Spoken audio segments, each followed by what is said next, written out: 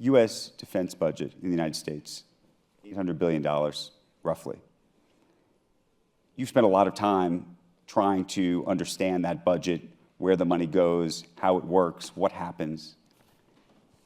Given what you do for a living, are we spending it right? Well, are we spending too little, too much? What's going on here?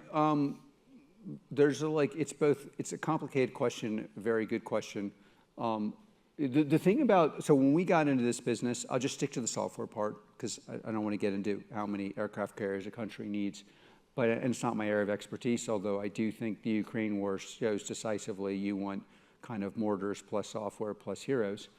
When we got into the software business, you sold software to the US government by filling out a 1,500-page thing that was the specs written by a non-technical general, often with help from people who would then go work for integrators.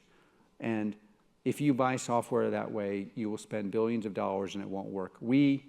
I had a number of the most prominent, honestly, all the most prominent advisors in national security come into my office and literally say, if you sue the US government because of this, you will never sell your product again and everyone will think you're an asshole.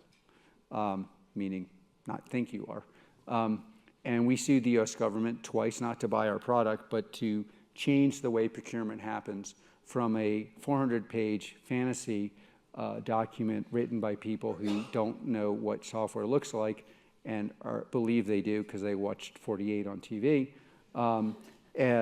to something where you have to actually show it working in practice. And that change has given America, in all modesty, but we didn't say to buy my company's product. That wasn't what we sued about. And then the government appealed, which is insane. And we appealed again. Mind you, we were a small company. This was a large part of our burn. We hired the best lawyers. We managed those lawyers. It took a lot of time and money. We really meant a lot to us at the time. And if you compare America's procurement to, say, I spent a lot of my life in growing up in Europe. You may not know, but in case I wrote my PhD at University of Frankfurt. But you compare the way we procure software to the way most companies procure software, they're still doing what America did. And that basically means you will get at best the software from your cousin's nephew's buddy, the best software they have to provide, as opposed to the best software. And a lot of this comes down to who has the best software, and you have to show the software working in action. By the way, there's some nuance here, because in Europe, on the data protection, what we would call civil liberties side, you actually have to show it in action, which is how we ended up with such a big business.